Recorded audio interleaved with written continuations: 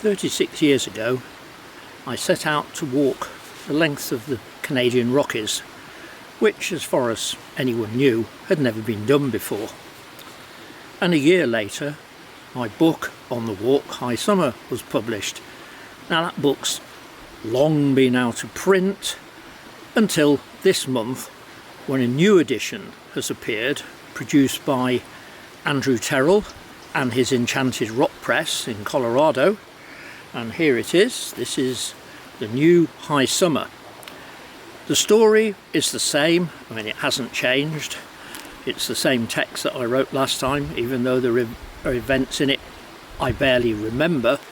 The difference, though, is that the first edition had maybe 20 colour pictures in a section in the middle, and this one has got black and white pictures throughout.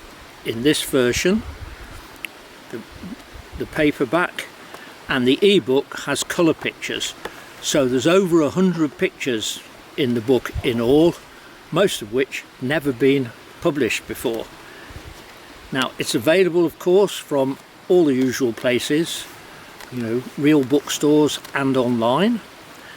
A big difference with 36 years ago, which I suppose, certainly when you're my age, doesn't sound that long, but the world has changed enormously since then. I wouldn't have been making a little video back then for that first book.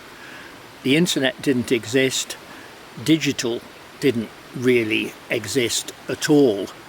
So, as I say in a new introduction to the book, a lot of things you would do now when planning and undertaking a walk like this were not possible back then, and arguably that made it a bit more of an adventure. There were far more unknowns, you felt far more remote from everywhere. Certainly rereading the book for this new edition, which I hadn't done for many years, I terrified myself at times, reading it thinking, what is that idiot doing? No, don't do that. And thinking at the time, how stupid, why didn't you do this? And sometimes realising, because it wasn't possible at the time, there was no GPS, there were no smartphones, there were no satellite communicators. Maintaining contact with anybody once you were out in the wilderness was basically not possible. So you had to manage as best you could with the tools that were available at the time, which meant the gear you had with you, and for navigation, map and compass. Today I thought I'd come out and do a little video on the book in the outdoors, rather than sitting in a sterile office or, you know, front room with bookshelves and so on, but no real outdoor feel. I had thought I'll go up Muir Buckle. It's a nice easy summit.